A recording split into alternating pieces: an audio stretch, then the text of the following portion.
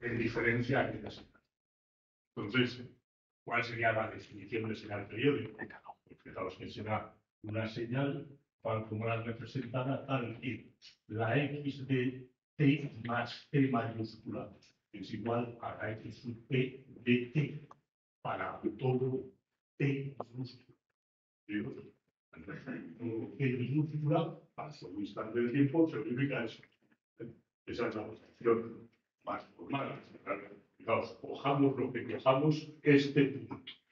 Nos desplazamos en t a la derecha o a la izquierda y obtenemos exactamente el mismo valor. Y esto ocurre para todo instante de tiempo. Aquí en la cúspide de la discontinuidad, bueno, se va repitiendo.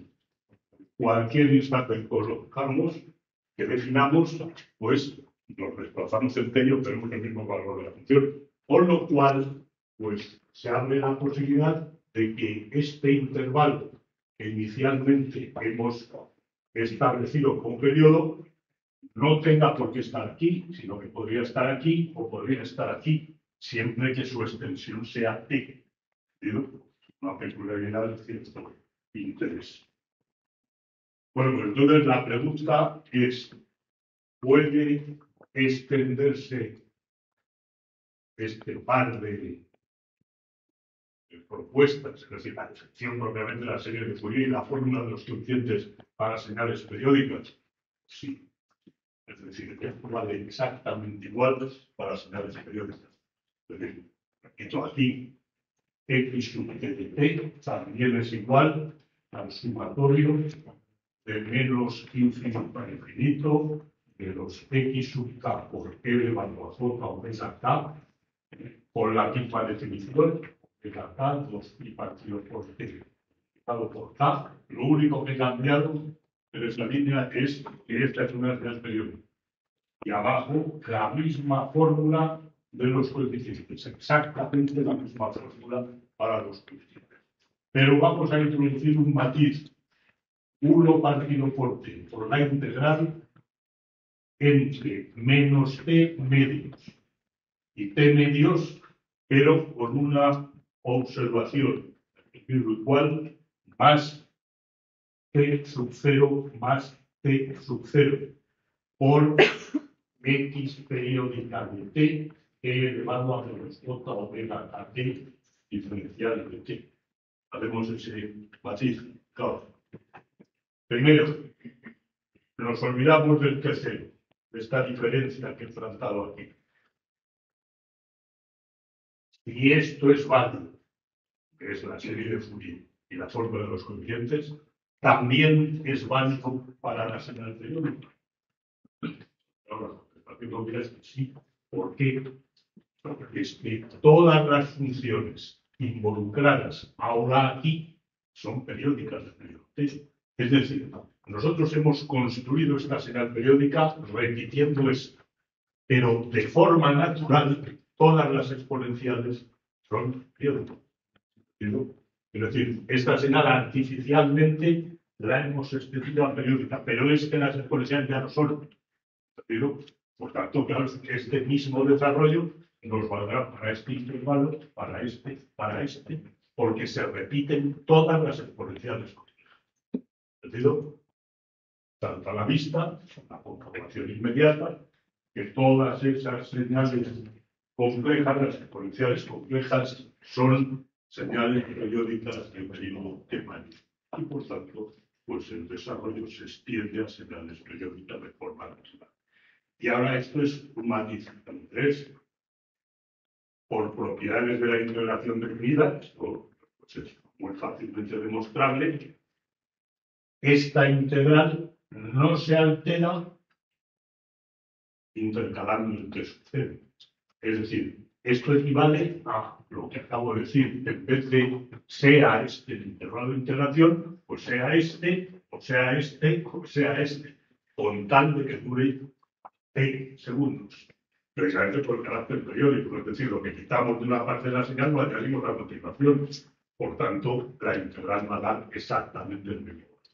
Bueno, pues eso da cierto juego, porque cuando desarrollemos en serie señales periódicas, pues tenemos ese grado de libertad. Siempre que la longitud del intervalo sea T mayúscula, pues lo colocaremos de la forma que más sencilla sea la elaboración de esa integral. Va a haber grandes diferencias, pero bueno, la propiedad de cierto interés.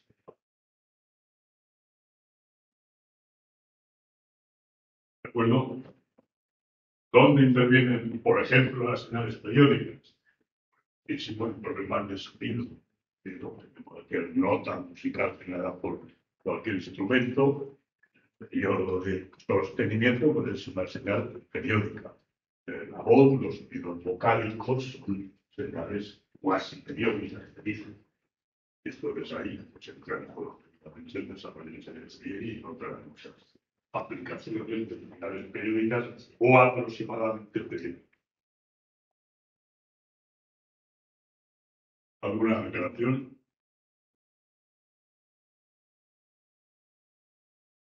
Bueno, pues vamos ahora a tratar de interpretar la interpretación tanto desde el punto de vista teórico de las series de Fourier.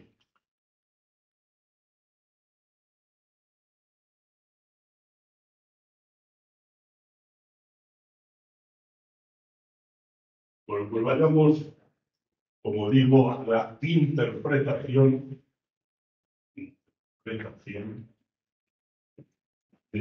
las series de Fourier.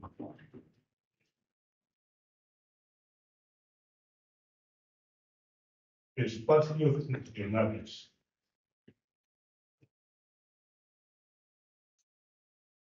En clave algo más formado desde el punto de vista matemático.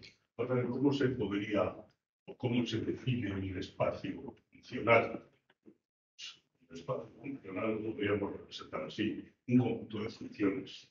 Es decir, vamos a seguir con un paralelismo al espacio tridimensional. En ese espacio, los puntos son los elementos de ese espacio. Pues aquí vamos a elevarnos en la abstracción y vamos a definir un espacio donde cada punto será realmente una función. Y ahora, estas funciones que serían Kx1 de t, que es un punto en el espacio, pues realmente es una función. Pues vamos a suponer que estas funciones, todas ellas, las funciones x de las que vamos a hablar, pues son realmente aplicaciones de la recta real, que sería t, sobre el cuerpo de los números complejos.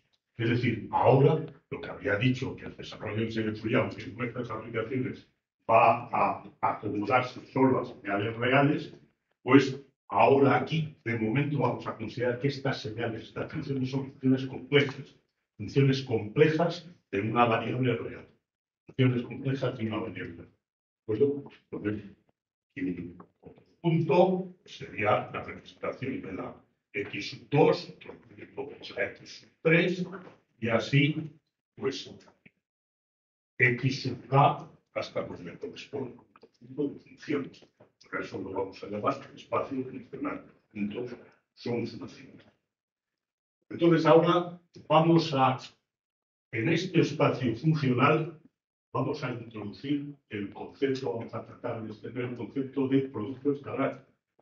Producto escalar clásico que conocéis de los vectores libres en el espacio tridimensional.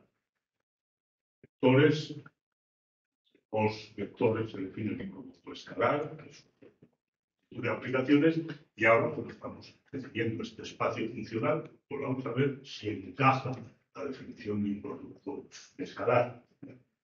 Entonces, vamos a ponerlo aquí. Vamos a introducir un producto escalar en el espacio, una definición en principio general. Introducir este producto escalar en el espacio funcional X. Un espacio funcional, vamos a llamar X mayúsculo, de conjunto, que es compleja de la variable real. Ahí tratamos de introducir el producto escalar. ¿Qué es en general la definición del producto escalar? Pues el producto escalar es la aplicación sobre cada par de vectores, en nuestro caso, cada par de funciones. Es decir, el producto escalar de los vectores del espacio euclídeo es una aplicación de cada par de vectores y por tanto el producto de ese espacio por sí mismo en nuestro caso, en el cuerpo de los vectores. ¿De acuerdo? Bueno, pues empezamos con esta definición en principio general, que la vamos a denotar de esta manera.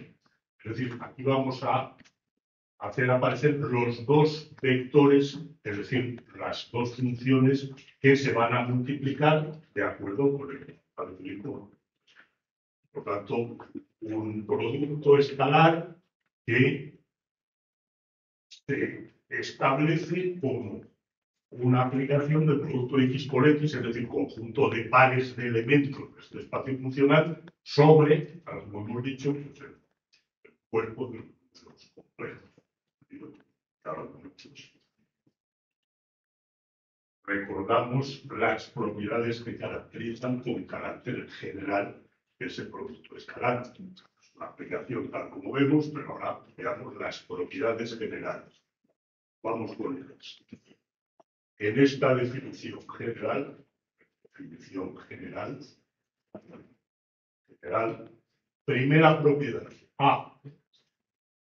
Pues el vector X sub L multiplicado por el vector X sub K, los que he invertido el orden natural, la K, N, pues aquí el N por el K, pues es igual al X sub K, ahora sí es el orden natural, complejo conjugado. El producto escalar de X sub L por X sub K es igual al conjugado del que se obtiene invirtiendo los valores.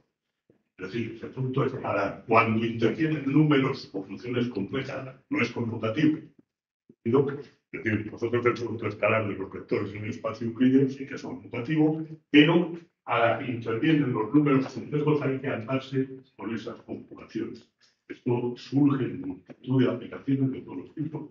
A esto se llama que se cumple la simetría ermítica. Es decir, cuando cambiamos el orden de los factores y se conjuga el resultado, pues se dice que este producto tiene pues, esa simetría ermítica de la multiplicación.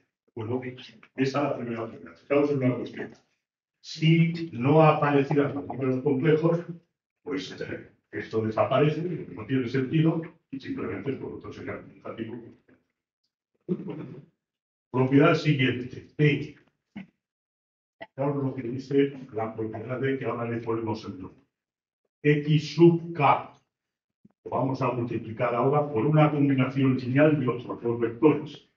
Pero que serían, pues, lambda por K, pues ahora podríamos ser N más mu por X sub K. K, N por N. Es producto escalar de un vector por la combinación lineal de dos vectores. El lambda y el mu también, aquí, pues pertenecen al cuerpo de los números complejos. Estamos trabajando con constantes complejas en coherencia con los vectores que son funciones complejas de una variable real. ¿A qué es igual? Fijaos a lo que es igual. Es igual a el producto de X sub K, pues pongo primero la constante, lambda complejo conjugado multiplicado por el producto de X sub K por X sub N. Y ahora más el mu complejo conjugado multiplicado por el producto de X sub K, en este caso por la X sub N. Ese es el resultado. ¿Esto a qué nos suena? Pues esto es la propiedad distributiva. La distributiva del producto, que si no fueran constantes complejas, pues desaparecería este conjugado, que es la propiedad distributiva que percibe todas las veces. Esto se llama, pues, distribución respecto al segundo factor. hemos extendido el segundo factor de la multiplicación en una combinación lineal de vectores completantes. ¿De acuerdo? Y se puede decir, bueno, ¿y por qué el segundo factor? Pues si queremos ver qué ocurre extendiendo el primer factor, aquí tenemos la clave. Sugiero como reflexión. Es decir, esta primera propiedad, junto con esta, de la distribución respecto al segundo factor, nos resuelve el problema de cómo funciona la distribución respecto al primer factor, que es obvio. Es decir, con lo que hay es suficiente, no se requiere mayor restricción porque ya está contenido. Propiedad P, pues el producto escalar de un vector por sí mismo, producto escalar de un vector por sí mismo, es un número real, pero como consecuencia precisamente de A. Si nosotros aquí preguntamos los factores, pues lo mismo. Para que al preguntar los factores salga lo mismo como corresponde, pues claro, como la permutación implica la conjugación, pues no hay otras posibilidades, es un número real, como jugación lo hace. Entonces, es real y es mayor o igual que cero. Por la parte de la definición. ¿Digo? Ahora, decir mayor o igual que cero no tendría sentido si previamente no aclaramos que es real, pero como consecuencia de la propiedad A. Bueno, y finalmente, la B, obvia por otra parte, es que este producto escalar de cualquier vector posible es igual a cero solo si x sub k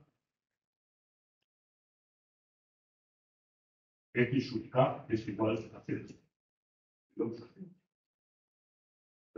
Esas son las cuatro propiedades fundamentales, que es la definición general del producto escalar. En cualquier espacio, en el euclídeo tridimensional, si quitamos los conjugados, pues es la definición clásica del producto escalar diferencial. Y esto es simplemente la extensión a la posibilidad de que haya funciones y constantes.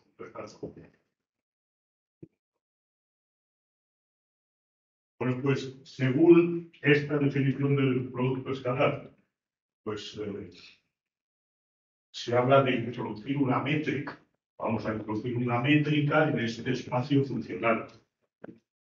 Era la métrica en el espacio tridimensional, que era definición de una métrica en torno a el producto escalar. ¿Cuál era esa métrica en el espacio euclídeo? Pues la métrica tiene que ver con medir la distancia entre los vectores. Pero la métrica involucraba el módulo del vector diferencia. Es decir, para ver en el espacio euclídeo cuán de lejos están los vectores, pues el criterio es trabajar con el vector diferencia de los dos vectores, ¿entendido? Realmente con su módulo, si hablamos de distancia. Por tanto, distancia es el módulo que tiene que ver con el producto escalar. ¿Entendido? Producto escalar. Recordemos el espacio producto de los módulos por el coseno de amplio vector. Pues ahí tenemos la definición de esa distancia. Bueno, pues vamos a poner las definiciones. Vamos a introducir una métrica, introducción de una métrica en este espacio funcional basada en el producto escalar. Pero eso le vamos por ello. Vamos a ver definiciones. Norma. La norma se define simplemente como se representa de esta manera, a las representaciones habituales, norma de el vector x sub a, aquí de la función. Pues es simplemente la raíz cuadrada del producto escalar del vector coseno. ¿Qué es la norma? Pues es una extensión, una abstracción del concepto de objeto. Es decir, ¿cuál es el módulo de un vector? Un vector es la raíz cuadrada del producto escalar del vector por sí mismo. ¿Entendido? Pues eso en los espacios funcionales, pero ¿qué es el módulo? sea, hay que definirlo en correspondencia en extensión del producto escalar generalizado para estos espacios funcionales. Pero como ya tenemos el producto escalar, pues seguimos lo que llamamos norma, concepto más general, es raíz cuadrada del producto escalar de los dos vectores. Yo un ejemplo con los vectores que conocemos. Y ahora, lo que es realmente la métrica, pues la métrica se basa en el concepto o en la definición de distancia. Distancia. ¿Cómo se define la distancia? Distancia entre dos puntos, dos vectores, dos puntos de ese espacio funcional. Pues se definirá como se hace con el producto escalar. Vamos a ver. Si tenemos dos vectores a la izquierda, K y L, X sub K y X sub L, ¿cómo se definirá la distancia entre XK y XL? Muy sencillo. Esa distancia, lo pongo aquí, D, se definirá como la norma de la diferencia de los vectores. Es decir, el módulo de la diferencia de los vectores tan componentes. Por tanto, siguiendo con el espacio funcional, sería la norma del vector diferencia de los dos vectores señalados. Por lo que es lo mismo, la raíz cuadrada del producto escalar de X sub K menos X sub L por sí mismo, X sub K por menos X sub L. Esa será la definición de la distancia.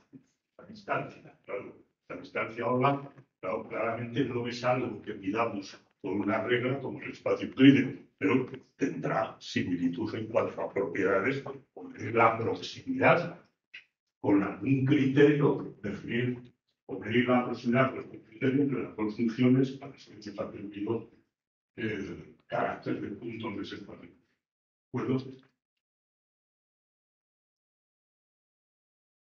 ¿Alguna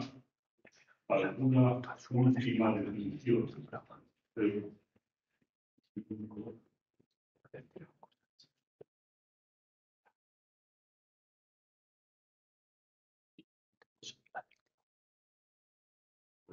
Y la definición ya la tenemos clara, la de producto escalar, y ahora definición de otro concepto de extensión del espacio tridimensional en los vectores libres en ese espacio. ¿A qué concepto me refiero? Pues al de ortogonalidad. Ortogonalidad. Definición de ortogonalidad. ¿Cómo se definía la ortogonalidad entre los vectores del espacio tridimensional? Cuando se decía que los vectores son ortogonales. Efectivamente, cuando el producto escalar es igual a la misma definición. Ya tenemos un producto escalar tridimensional, pues se dice que dos vectores son ortogonales entre sí cuando el producto escalar es igual. Es decir, X sub K y X sub L son ortogonales entre sí en el caso de que el producto escalar de X sub K por X sub L sea igual a 0. La definición exactamente la extensión del espacio euclídeo tridimensional. Pasa que es interesante porque el grado de abstracción que representa, es decir, el grado de abstracción que representa, bueno, porque aquí ya no son perpendiculares. ¿Cómo se entiende que dos funciones sean perpendiculares? Es que se derivarán propiedades que sean similares a las que se han derivado en el caso que nos da. Bueno, pues ahora ya vamos a concretar. Vamos a concretar, fijaos que hasta ahora son definiciones generales. Pues ahora falta definir un producto escalar. Entonces, cada que tendrá que cumplir todas las propiedades que tiene. ¿Entendido? Entonces, pongo aquí definición de un producto escalar. Puede haber otros muchos, pero vamos a uno que nos interesa y será producto escalar siempre que cumpla las anteriores condiciones. Definición de un producto escalar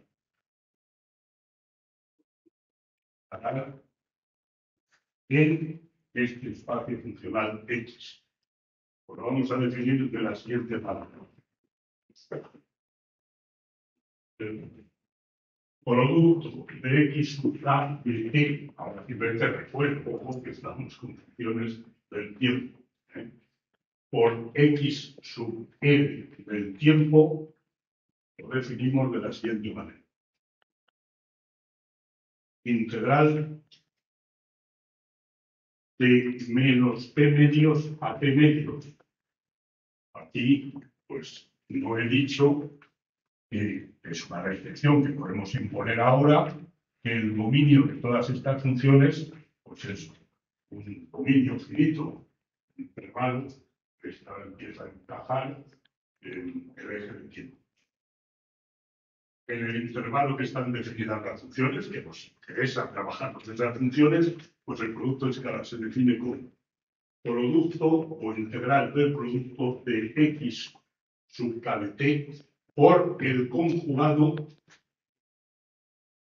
de la función X sub L de T diferencial de C. Definición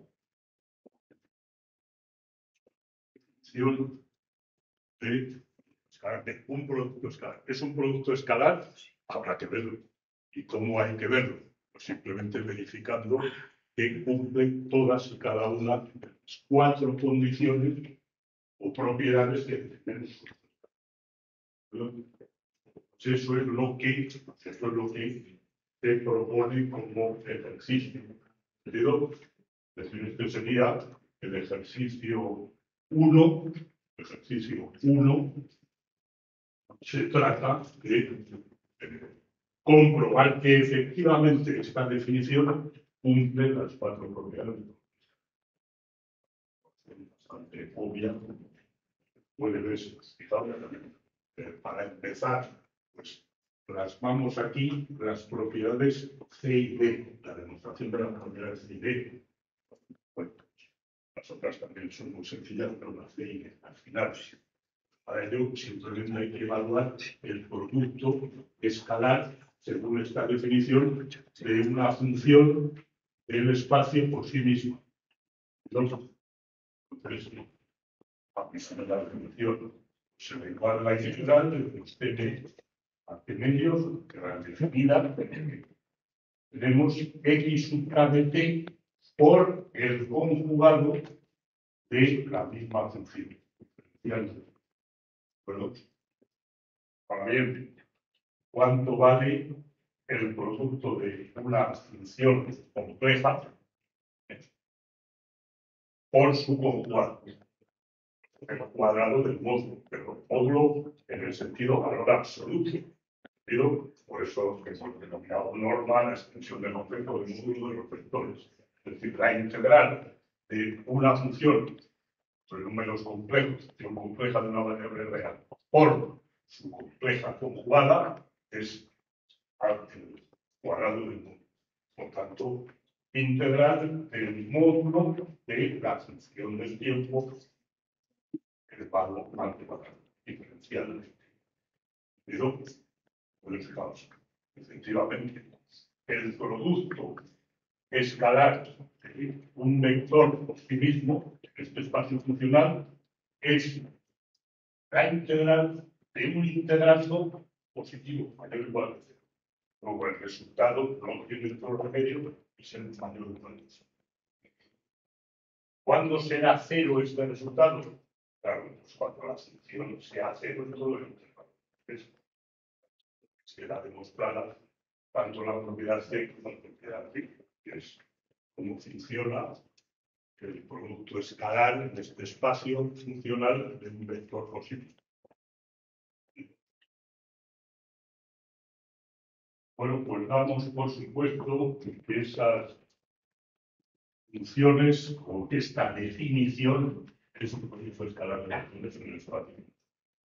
Bueno, un segundo ejercicio.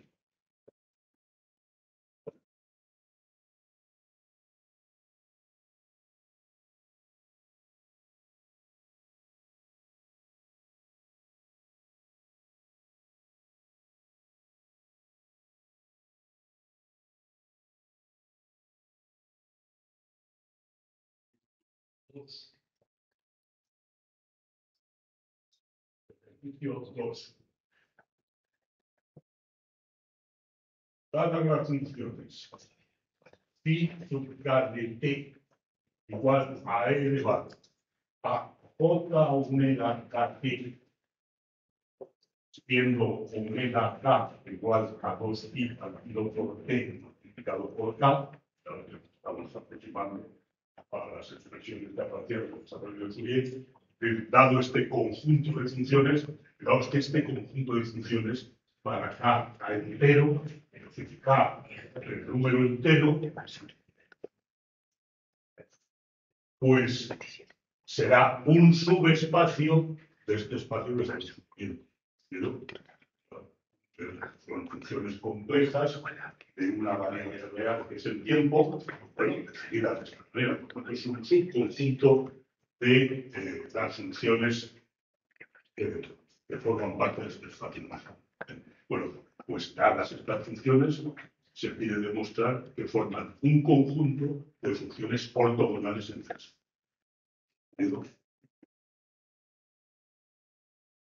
Se trata de demostrar que este conjunto de funciones son ortogonales entre sí.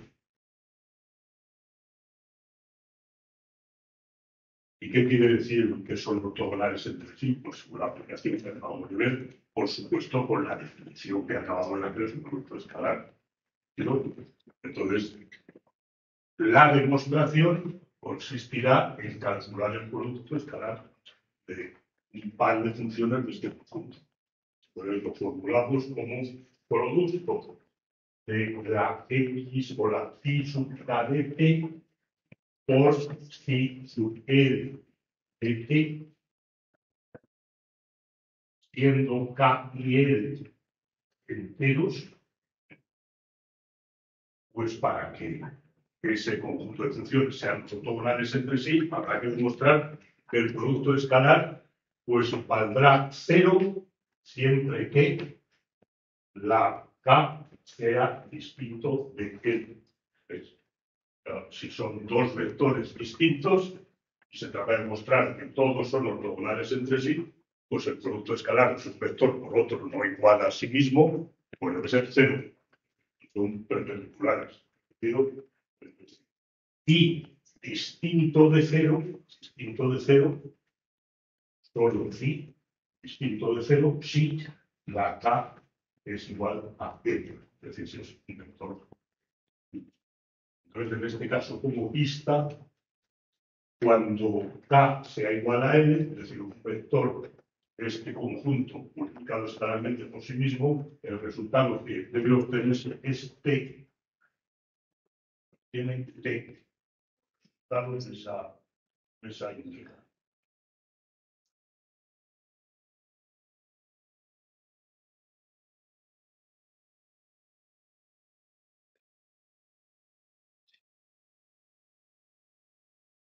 Eso. Con lo cual, fijaos, como esto ocurre para todos los elementos, para todo K del conjunto, si el producto escalar es T, quiere decir que la norma de todos los vectores es una raíz para T. ¿No? Lo que es la raíz cuadrada del producto escalar. Por tanto, esto implica, como conclusión, que la norma, según definíamos, de cualquier elemento del conjunto con el que estamos trabajando, y su k de t, pues es igual a la raíz cuadrada de t. ¿De acuerdo?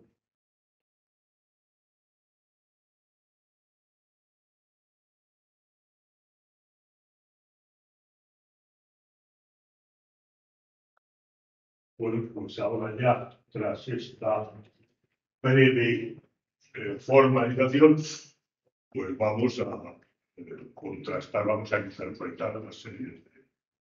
Bien, pues una vez hecha esta verificación de ortogonalidad, pues vamos a escribir aquí la expresión del desarrollo en serie de Fourier junto con el cálculo de los coeficientes. Entonces hemos dicho que X vamos a poner periódica, porque es un concepto más general. X de T igual al suma serie de X sub K por elevado a omega E, omega K igual a 2 partido por T multiplicado por K, y calculándose los coeficientes como la 1 partido por T, la integral de menos T medios. T medios del producto de la función X de T elevado a menos a omega E diferencial de T. Esta es la expresión de la que partimos como definición del desarrollo en serie de Fourier. Aquí arriba, la serie infinita, menos infinita, infinito en K, y la fórmula para calcular los coeficientes. ¿Qué interpretación podemos hacer de estas expresiones a raíz de esta breve formalización que hemos hecho en clave de espacios funcionales y sin muchas aplicaciones? ¿Qué os parece? ¿Qué dice esta expresión? Porque claro, lo que dice que E elevado a J omega a T son las funciones psi que son ortogonales entre sí. Bueno, hemos demostrado aquí, un ejercicio, que el conjunto de exponenciales complejas son ortogonales entre sí. Esto, como veis aquí, fijaos que es el producto escalar salvo 1 partido por T, el producto escalar, como hemos definido, de la función X de T por la función psi A de T. Exactamente. Fijaos además el detallito es el que he insistido antes. O sea, el producto escalar de X T por psi K de T es la integral de X de T por el conjugado de la psi K de T. Esto que hay aquí escrito es el producto escalar que hemos definido, salvo la constante de una constante. Con lo cual, pues, se abre esta interpretación importantísima del desarrollo en serie. Y el desarrollo en serie de Fourier dice que una señal considerada dentro de este espacio funcional, miembro de este espacio funcional, se puede expresar como combinación lineal de los elementos de una base ortogonal. Y estas serían las coordenadas en términos de esa base, o los coeficientes. Esto es la expresión de un vector como combinación lineal de los elementos de una base ortogonal. Y es muy típica de la teoría de espacio, de normados, etc. Bueno, perspectiva importantísima. Se podría decir, en realidad, se trata de un espacio de dimensión infinita, pero la hipótesis de que se cumpla esta expresión del desarrollo se incluye. Es decir, hay infinitos son espacios vectoriales funcionales de dimensión infinita, porque hay un conjunto infinito de funciones ortogonales, es decir, que es la base del desarrollo en sí. Bueno, por este enfoque, insisto que la tecnología es muy importante, aparece en muchos tratados, sobre todo por el mecánica cuántica, que permite por su actualidad en otros muchísimos tratados, no solo por estas funciones, por este conjunto de funciones ortogonales entre sí, para cambiar el nombre de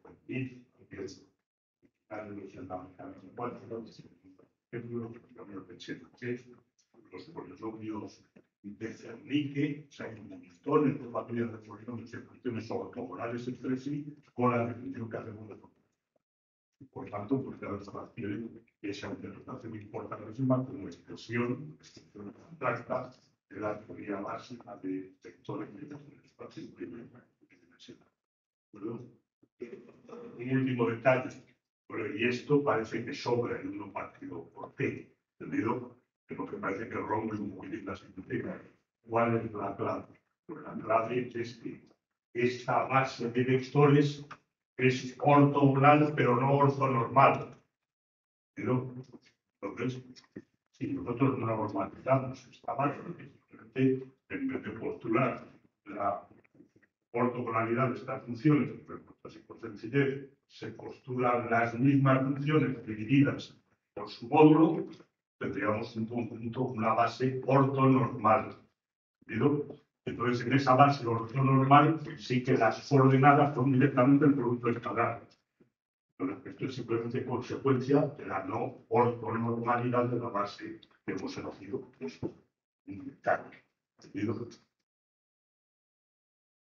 ¿Ninguna pregunta, atención?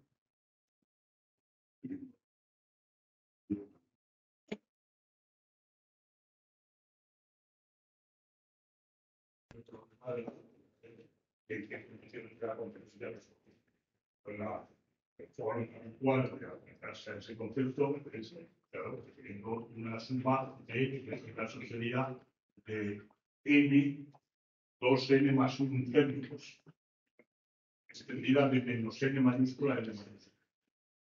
Digo 2n más 1, porque hay n negativos, n positivos y el c. ¿Entendido? Es decir, este desarrollo del sumatorio n tendría 2n más 1 término. Entonces, ¿cuándo se dirá que la serie de Fourier converge? Pues sería cuando, al tender n a infinito, pues esta suma n mayúscula tienda realmente a la función, en este caso periódica, de esta orbital. Esa es la idea global que todos tienen de convergencia. Entonces, claro, eso es un problema matemático de envergadura histórico. Además, las formas sobre qué condiciones tiene que cumplir la función x de t que estamos desarrollando en ese Fourier para que el desarrollo converja hacia esa función, que la es tal cual. Todo encaja, todo suena bien a raíz de la interpretación que hemos hecho en clave de espacio funcional, pero falta la última fase, que es demostrar si realmente la serie de Fourier converge y en qué condiciones. Pues obviamente eso es ya un estudio ensayado de origen, orden matemático, lo vamos a entrar y simplemente vamos a citar unas condiciones en las que realmente se produce esta convergencia. Entonces, en las condiciones que vamos a dar respondemos a un teorema que se suele denominar en la bibliografía condiciones de Dirichlet modificadas, es decir, simplificadas, realmente simplificadas, condiciones de Dirichlet, que es el principal autor de los estudios de convergencia de la serie de Fourier, pues unas condiciones algo simplificadas. Aquí pone modificadas.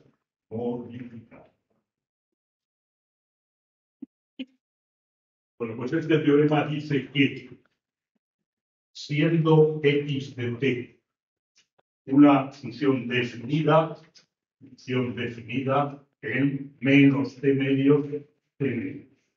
Pero fijaos que decir que esta función está definida en este intervalo, pues aunque estamos suponiendo que es no periódica, ya sabemos, este lo establece así, pero ya sabemos su extensión automática a periódica. Pero una función definida en un intervalo de los t medios t medios. Continua y derivable a tramos. Continua y derivable a tramos. Se puede añadir que la función también esté acotada, simplemente que no tenga discontinuidades infinitas, es decir, que tienda a infinito en algún punto del intervalo. Entonces, vamos a poner que el módulo es menor o igual que n, es decir, está acotado en el intervalo de interés. Pero fijaos, interesante, continua y derivable a tramos. Eso automáticamente, junto con la última condición, pues se encaja con la función esta prototipo que hemos representado, es decir, con su discontinuidad aquí, ¿veis? Discontinua, pero continua a tramos y derivable a tramos, sin puntos de valor infinito. ¿Entendido? Pues se trata de una familia amplísima de funciones. La práctica totalidad de la aplicación de prácticas cumplen estas condiciones modificadas de Dirichlet.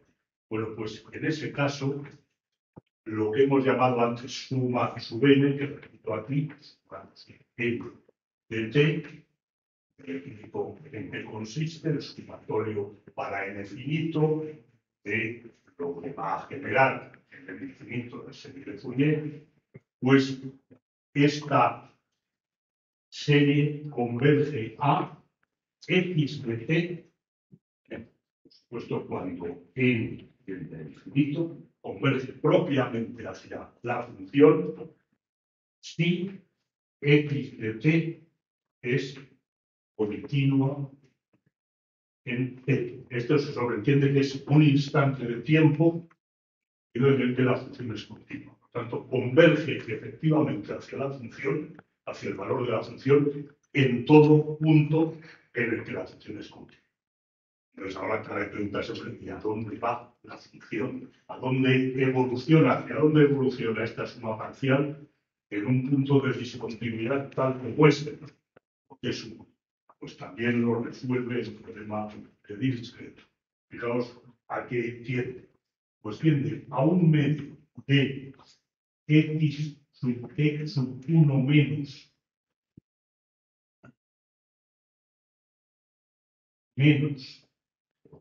no menos, no más x sub t más límites laterales por la derecha y por la izquierda se suman de los dos límites laterales. Si x de t es discontinua en t sub 1. Examen. Es decir, la serie converge hacia el punto intermedio en la discontinuidad. Este sería el límite lateral por la izquierda, el x t sub 1 menos, y este el límite lateral por la derecha. Entonces la serie converge hacia el punto intermedio de sus dos límites laterales.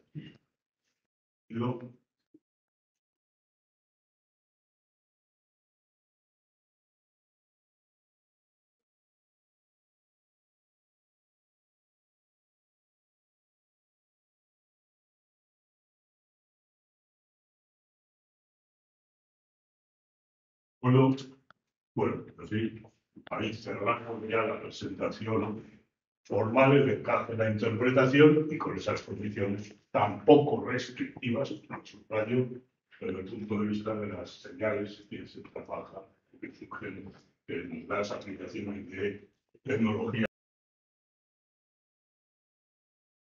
Ahora entonces, se da por supuesto que el desarrollo de Fourier nos va a valer para desarrollar en serie una onda cuadrada. Una cuadrada en la discontinuidad limita a onda de sierra, de cualquier señal que se nos ocurra, incluyendo estas discontinuidades y dimensiones.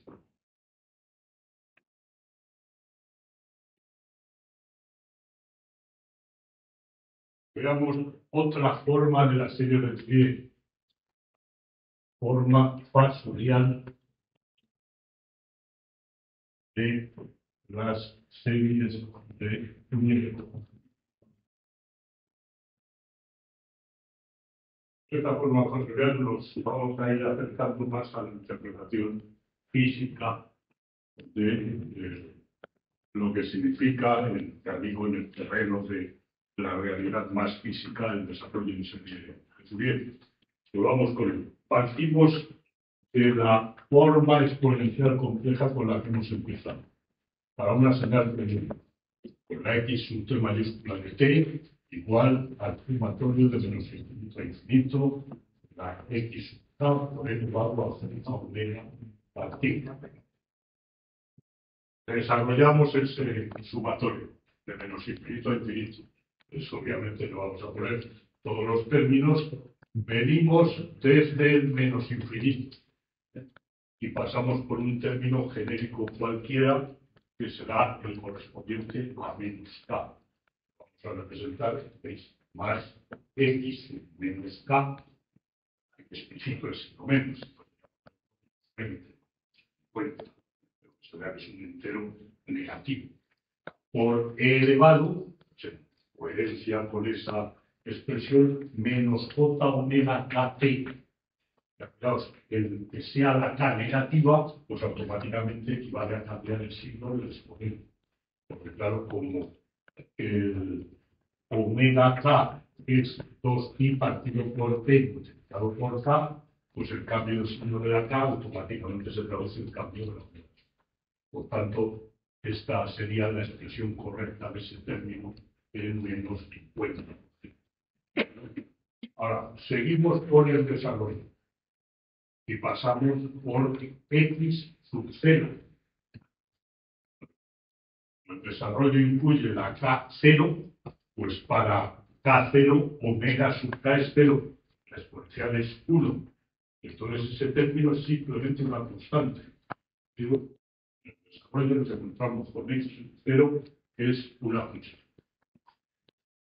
Y ahora seguimos avanzando y vamos a pasar, si este era el término menos 20, pues ahora vamos a pasar por el término simétrico, que sería el x20, por tanto, más x sub k por elevado, ahora sí aparece la omega k misma en un valor absoluto multiplicado. Y así ya hasta el infinito. Y dirán que esquema del desarrollo y que solo aparecen esos tres términos.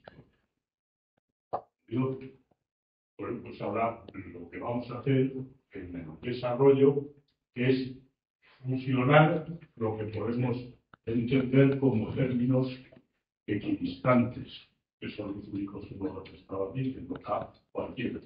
Entonces, antes de ello, vamos a recordar aquí algo al margen. Recordemos simplemente la expresión del cálculo de los periodos. Los periodos se calculaban como 1 partido por t, por la integral de infinito infinito, ¿no? Porque se había saltado a la transformada, menos p medios de x periódica con la que estamos trabajando, por elevado a menos j de omega t diferente. Esa es la expresión de los coeficientes. Bueno, ¿para qué la reescribo? Pues vamos a ver consecuencias. Consecuencias para x de t real. ¿Veis? Aunque hemos hecho toda esa formalización en el espacio funcional de funciones complejas, ¿para qué? Para incluir las exponenciales complejas. Ahora nos vamos a ceñir a la función que desarrollamos que sea real, que serán nuestras tensiones, nuestras corrientes, nuestras variables que utilizamos principalmente, aunque no solo en lo que decía al principio, en tecnología de telecomunicación. Bueno, pues vamos a ver qué ocurre con los coeficientes x con k y x menos k en la hipótesis de x de t sea una variable real. ¿Qué ocurre? Vamos a ver cuál es la diferencia entre x sub k y x sub menos k. A propósito, como venimos diciendo, los coeficientes de Fourier son complejos, aunque la función sea real. Es decir, aunque la función que desarrollamos sea real, los motivantes, como el integrando es complejo, van a ser coeficientes. Porque recordamos el carácter complejo y diremos, bueno, pues tendrá un módulo y tendrá un argumento elevado a j. Bueno, entonces la pregunta es, ¿cuál es la expresión de x sub menos k? ¿Cómo queda x sub menos k? Entonces nos vamos a cambiar integrando. Vamos a ver, ¿qué ocurre si cambiamos k por menos k? es simplemente que el integrando se conjuga. Pero, porque claro, la función adquiere el carácter de módulo, o sea, coseno, digamos, englobar. Esto es un coeficiente que afecta a la exponencial, que es la única representación del carácter complejo del integrando. Entonces, cambiar K por menos K equivale a conjugar la exponencial, o lo que es lo mismo, conjugar el integrando. Entonces, claro, como la integral es una suma, y como tomamos el integrando, el resultado será conjugando el resultado anterior. Así de sencillo. ¿Entendido? Por tanto, el coeficiente x sub menos k será el conjugado del x sub k. Por tanto, el módulo es el mismo, y el argumento igual al valor absoluto y de signo contrario. Es decir, en definitiva, x menos k es igual al conjugado del coeficiente x1. Bueno, esto se resume diciendo que los coeficientes de los términos equidistantes, de k igual 0, son complejos.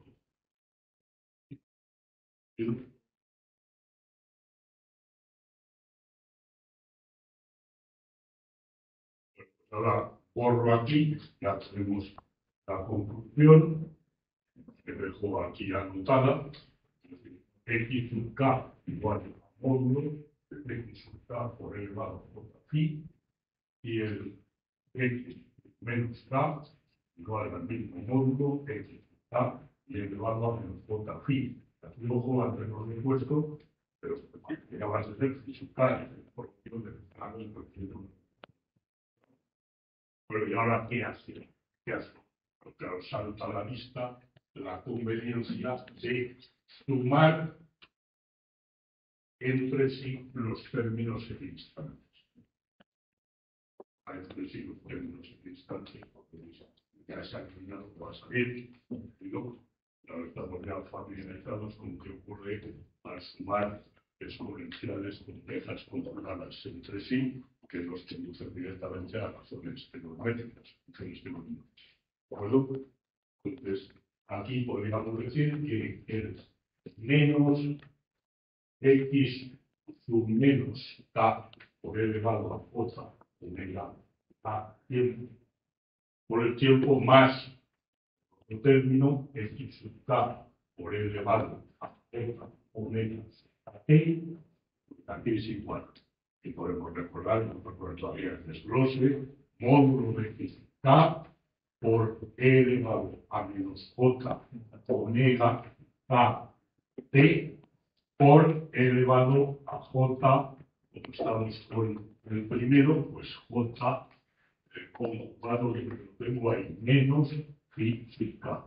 Y lo mismo, módulo de phi sub k, ahora vamos a escribir aquí, pues e elevado a j omega a t por e elevado a j sub k. En definitiva, 2 por el módulo de x sub k por el coseno de omega sub t más pi sub k. El valor es esto.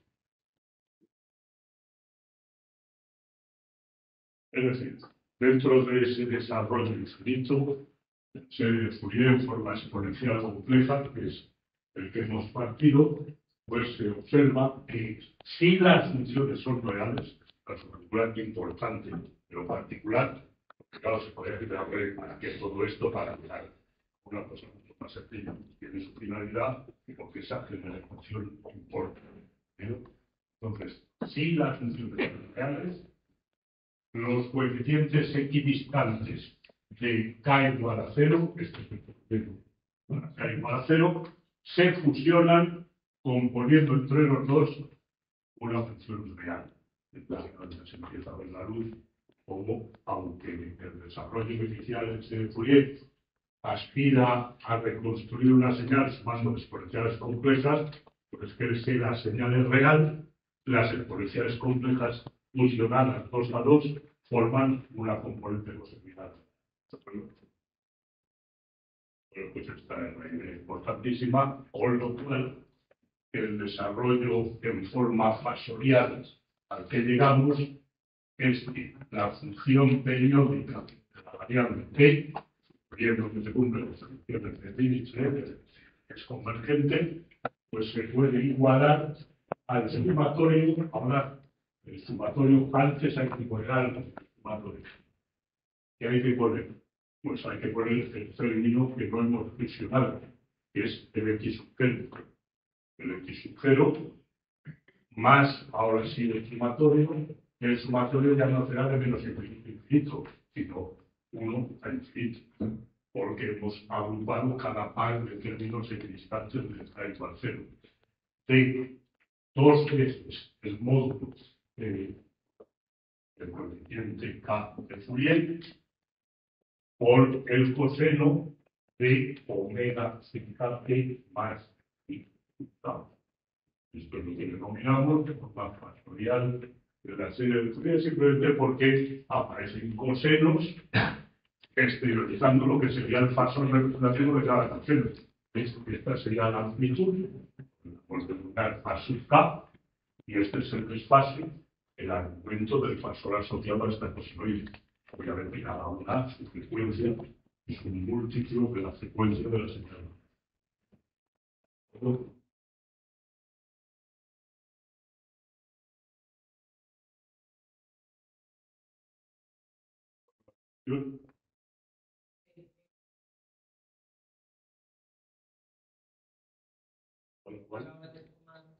Esto de aquí de suficiente.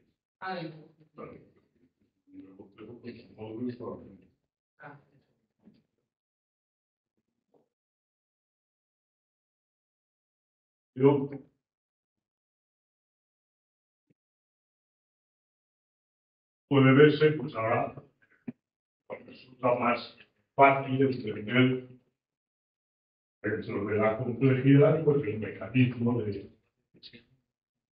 es comprometer el criterio de Fourier en la señal periódica. Lo que nos está diciendo es que en cualquier señal periódica, tal como la hemos demostrado, esta sería también la señal periódica posible para estudiar, bien, repetición del mismo patrón a lo largo del eje de tiempo. Este es el periodo, es decir, el intervalo, esté donde esté el origen del tiempo. Vamos a suponer que está ahí, el origen del tiempo. Ese es el intervalo de repetición.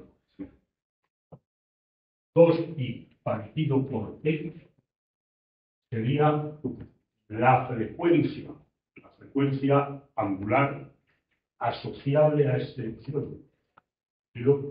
Es decir, sería la frecuencia de una señal sinusoidal que tuviera como periodo t. Pero angular, es decir, la secuencia en hercios sería 1 partido por t. 2pi partido por t es la frecuencia angular. Pero lo que es interesante, las omega sub k son los múltiplos enteros.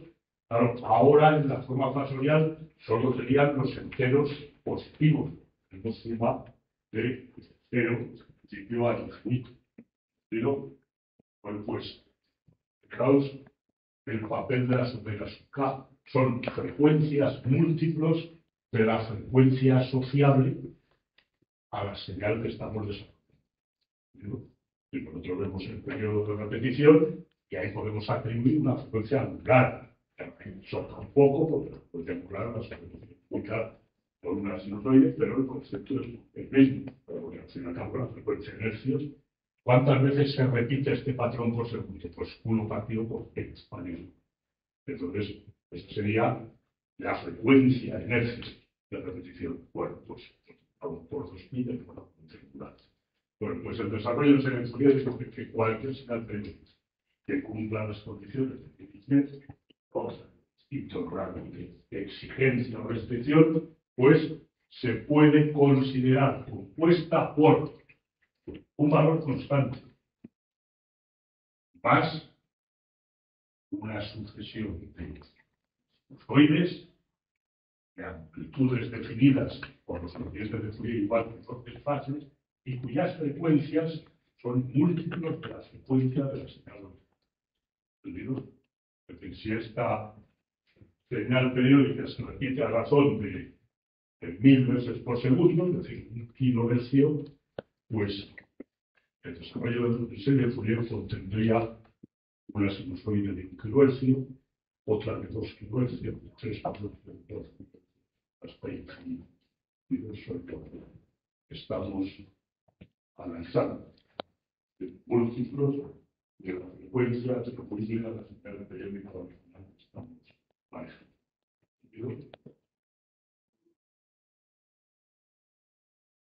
¿Y qué es esto? O sea, ¿qué papel tiene la X sub 0? Vamos a ver, fijaos, analicemos el significado de X sub 0. ¿Qué representa X sub 0? Porque la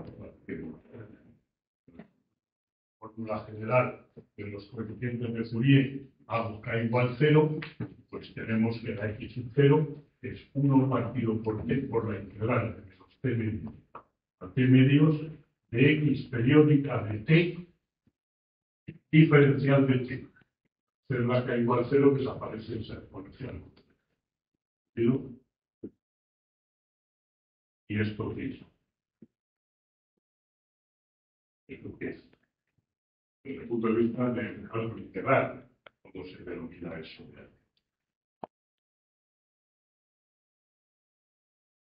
Es el valor medio. El valor medio de X de t en el intervalo de 3. ¿Digo? Por medio. Esto lo habréis visto en programación. Pero, a ver,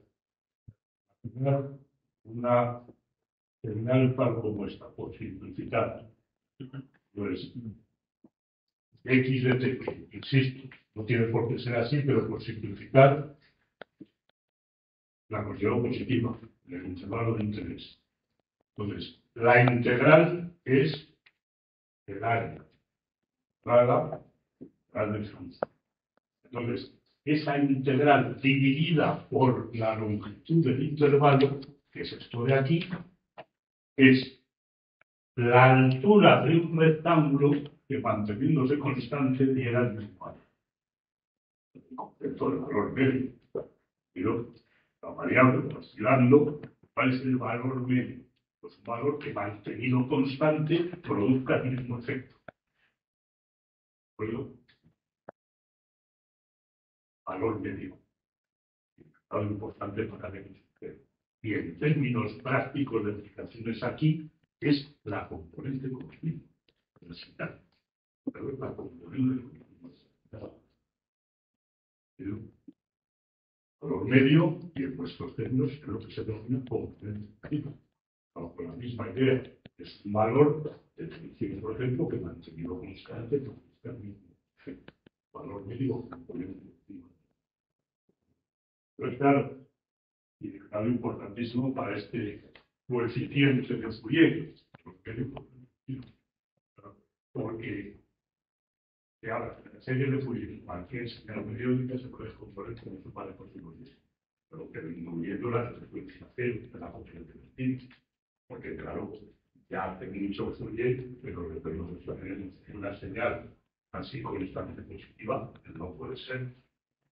Por más sinusoides que sumemos, no vamos a conseguir esta señal, salvo que alcanzamos la componente continua. El papel importantísimo de la interpretación que tiene la comunicación.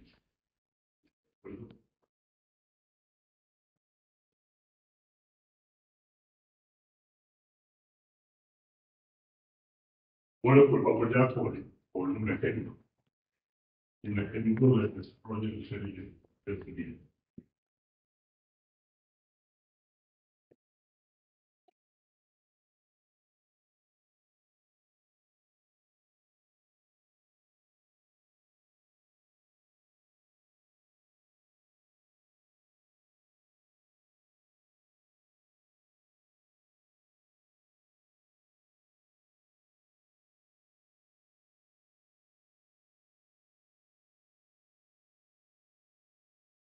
Ejemplo.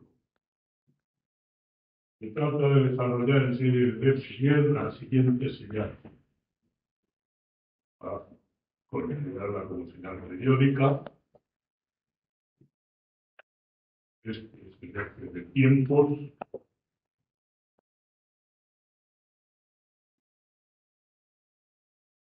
Eje de tiempos. Vamos a ver el periodo. Vamos a situar aquí el T medios. T medios.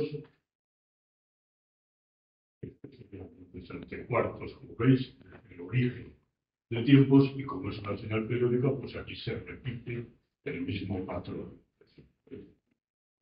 Una onda cuadrada, pero con componentes continuos distintas.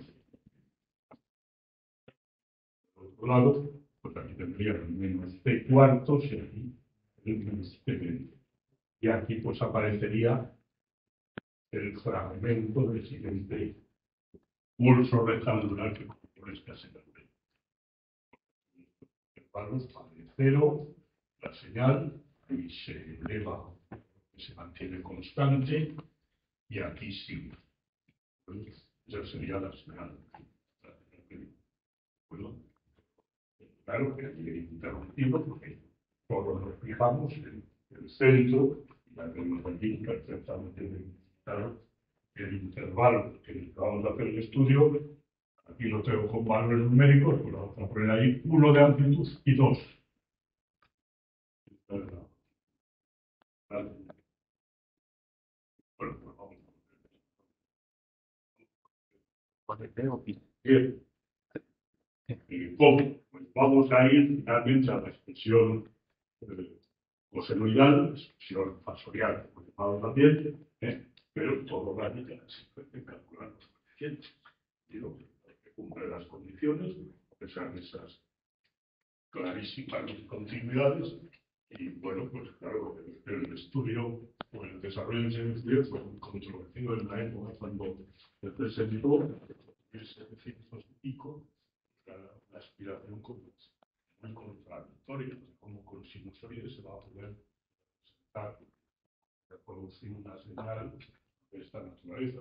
Por lo tanto, Diez desarrolló su teoría en un entorno de problemas de propagación de calor, o sea, nada que ver con unas entonces aplicaciones en otras muchas filosofías, la propagación del calor.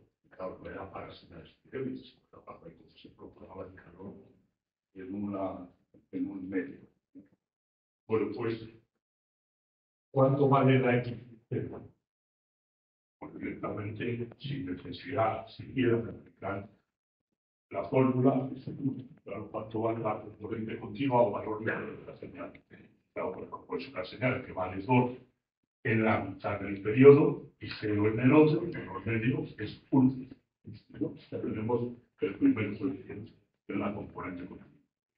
Y ahora vamos al cálculo del resto. Ahí se aplicamos la fórmula. Vamos a calcular el coeficiente de Fourier para K distinto de 0, pues tenemos el cálculo para K integral.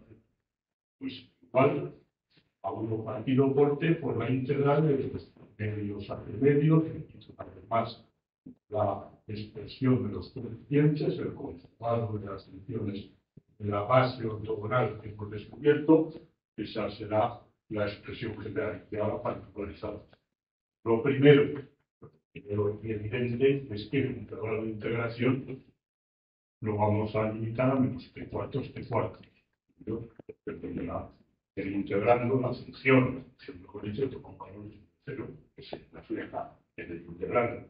Por tanto, tendremos la integral entre T cuartos de 2 por E elevado a o menos T diferencial. Esa es la integral, muy sencilla a resolver, de la cual os voy a dar el resultado final. Pero es importantísimo que hagáis la explicación. Es muy sencillísimo.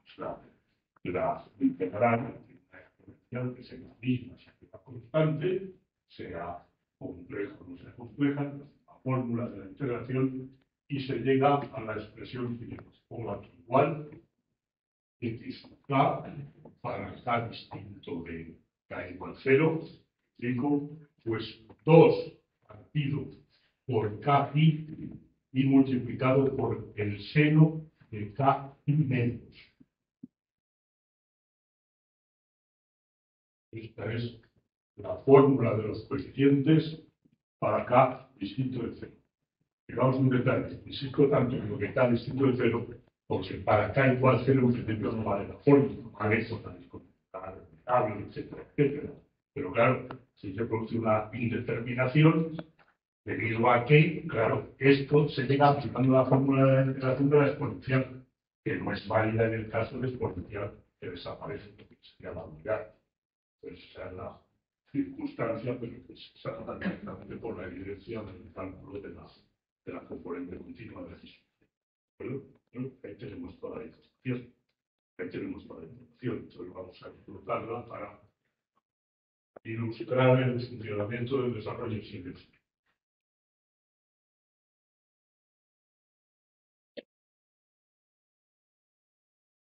Bueno, pues vamos a construir una tabla. Una tabla en la que vamos a hacer en la primera columna K. En la segunda columna vamos a poner el coeficiente X sub K. A continuación, el módulo sea redundante, pero pues el primer ejemplo, pues, para que se vea el mecanismo, el módulo de X sub K. Y finalmente,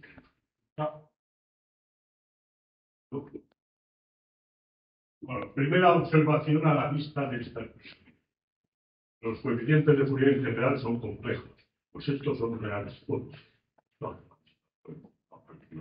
Pero contradice el carácter general. Pero en consecuencia, como veremos, pues de cierta peculiaridad de la escala de completo que se debe a la simetría respecto en el intervalo de operación de buscado. Pero eso lo veremos en algún momento. Ahora simplemente lo subrayamos como una peculiaridad. Bueno, pues empezamos aquí a construir la tabla. Vamos ahí, lo primero que lo hemos obtenido, para que igual 0, pues el coeficiente de es 1, y añadimos más información. Vamos con K igual a 1. Simplemente vamos aquí y decimos cuál es el seno de pi medios. Es 1. Evidentemente, lo que el coeficiente de Fourier nos sale 2 partido por pi. El módulo obviamente es el mismo, y el phi sub A, 0. Bueno, la importancia.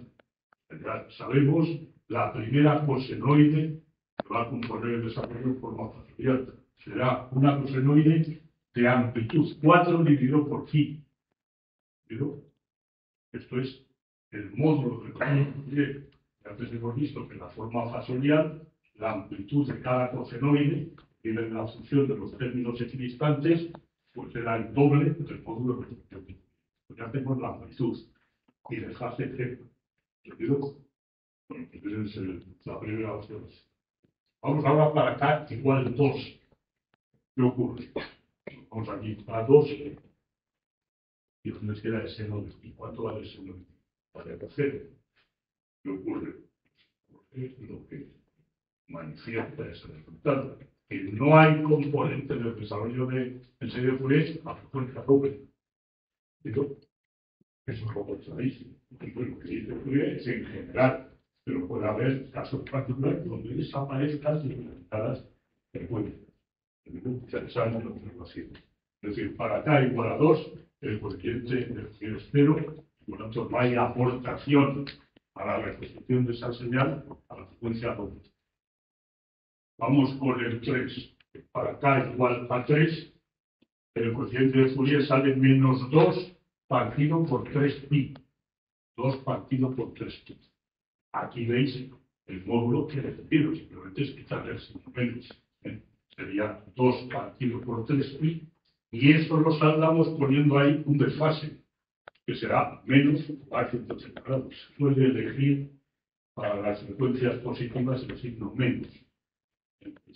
Hemos absorbido el signo del coeficiente en el desfase de 180 grados, porque el módulo por definición es positivo. Pero vamos a K4. Pues en K4 se produce la misma situación que en 2. que se va a repetir para todos los múltiplos pares de la frecuencia. Por tanto, para K4 tenemos 0, no hay información, como el último, porque ya se ve la secuencia, pues menos 2 partido por 5 pi, no menos 2, sino más 2. Aquí tendríamos exactamente lo mismo, 2 partido por 5 pi, y aquí 0 de desfase. Y esta es la secuencia que nos encontramos. Se puede ver cómo en las componentes distintas de 0, entre ellas se van alternando los signos, pero desaparecen todas las aportaciones a las frecuencias, a los múltiplos pares de la señal. Luego entonces, aunque llegamos, ahí podemos escribir, por ejemplo, entonces como más intuitiva la forma fasorial, la que acabamos de presentar. Pues esto nos está diciendo que la señal periódica que analizamos se puede representar como 1, pongo ya desglosado el sumatorio para interpretarlo más fácilmente, 4 partido por pi por el coseno de omega sub 1t.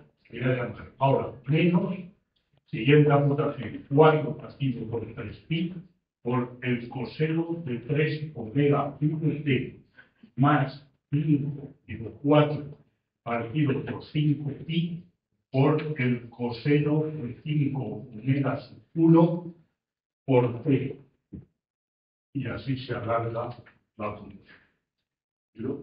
Ahí aparecen las 4 primeras componentes, incluyendo la componente continua, del desarrollo en serie de Fourier de la señal con la que estamos trabajando.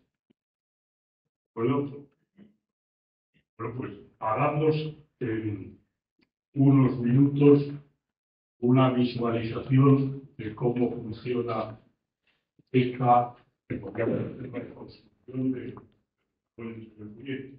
Entonces, para simplificar la representación, lo que vamos a hacer es omitir la componente continua, porque ahora la componente continua ya sabemos de sobra lo que hace.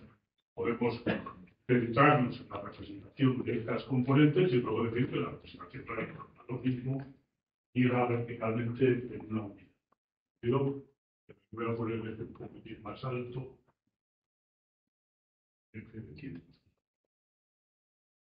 Ya. Voy a poner la onda cuadrada, la señal en onda cuadrada, que estamos representando. Por tanto, sería, si me he equivocado,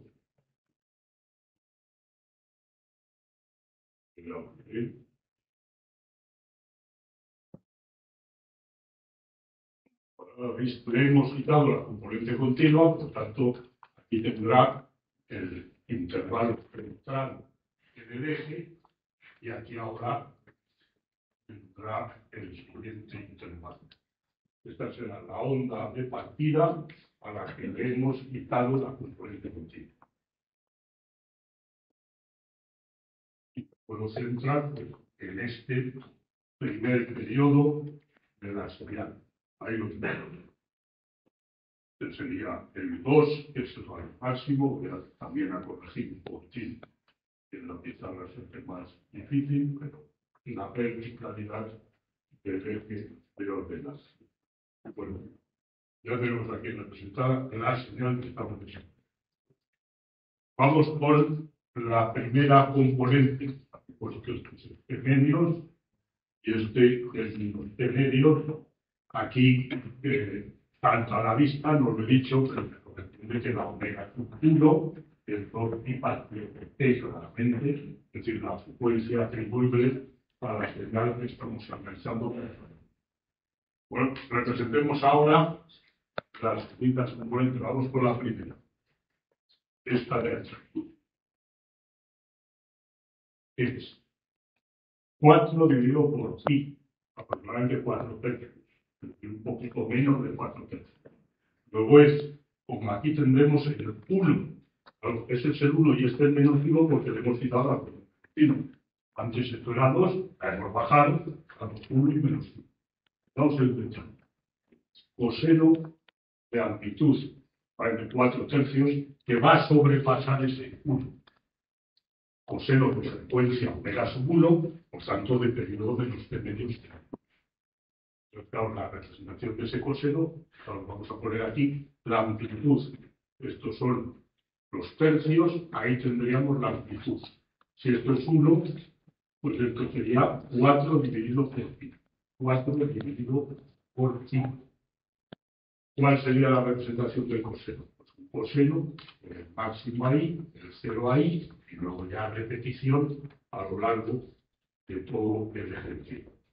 Lo que acabo de representar es 4 partido por pi por el coseno de omega 1 de t en ese intervalo. Bueno, fijaos, es obvio, pero como que orienta bien el desarrollo se ve bien. Claro, eso es lo que haría Fourier en el caso de que solo pudiese utilizar una componente, salvo la componente continua. Pero hay que reconocer que está muy bien elegida la coseno. Pero está bien porque se observa además que es un mecanismo implícito en la serie de Fourier, que nos centramos, es que tiende a compensar el error cuadrático medio.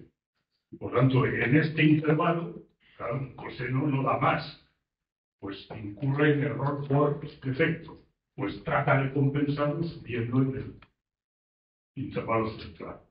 Y luego, claro, este punto es el de más difícil convergencia. Ya sabemos que el desarrollo de Fourier va a tender ahí. Pues claro, la cosenoide ya pasa por ahí, para que por muchas que sumen, pues el resultado sea cero. Pero pues lo mismo que el teorema de Dirichlet denunciábamos antes. Bueno, vamos ahora a la segunda componente. La segunda componente, salvo la continua. Miramos, decimos, es un coseno de amplitud 3 veces inferior. Es decir, si esta es la amplitud del inicial, este intervalo habría que dividirlo por 3 y nos quedará pues, este intervalo para la oscilación del coseno correspondiente a esta segunda componente, la tercera parte. Entonces, si esto era 4 partido por pi, pues ahora aquí tendremos 4 dividido por 3pi, es decir, la amplitud dividida por 3. Otro detalle, signo negativo, que es el desfase de los 180 grados de año. Bueno, pues eso lo vamos a repercutir en la representación gráfica simplemente girando la representación del coseno. Donde el primero tenía el máximo, pues el nuevo coseno tendrá el mínimo. Y por último, como la frecuencia es triple, aquí hay un lóbulo, pues tendremos que calzar el lóbulo. Pues dividimos este intervalo en 3 partes y en cada una de ellas tenemos un lóbulo. El lóbulo central, negativo, como hemos dicho. Aquí tendríamos lóbulo lateral, para arriba también.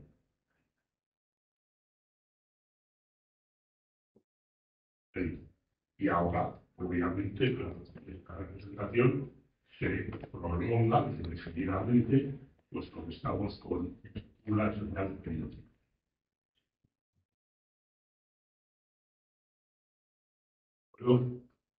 Por entonces, fijaos, un detalle importantísimo, que la siguiente componente que acabamos de presentar es esta de aquí, 4 partido por 3pi con signo menos por el coseno de 3 omega sub 1 t. Fijaos la observación importantísima. Esta sinusoide trata de compensar el error producido por la anterior. Fijaos, en el centro que ha sobrepasado el lóbulo negativo, mientras que había minerales y sin paso. Y en los intervalos laterales, donde le faltaba por llegar, pues aparece viendo, de manera que ahora la suma, si se hace suma a punto de las 3 componentes, pues aparece algo como lo siguiente.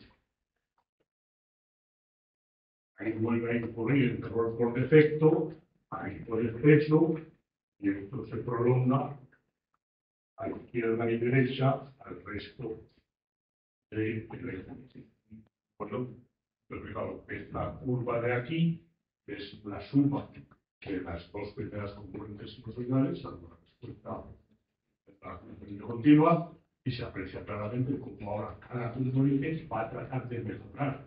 Pero aquí, por ejemplo, se observa la pendiente es más abrupta, claro, el objetivo es no seguir de pendiente infinita.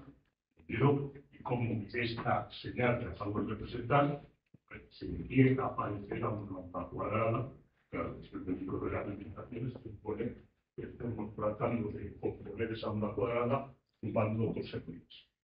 Pero, a la vista, la siguiente componente del estudio pues, va a mejorar la representación y en el infinito, no en el infinito, si ahí vamos a componentes, pues desde lejos se ve casi a la percepción una cuadrada. Mira como desarrollo de estas concepciones.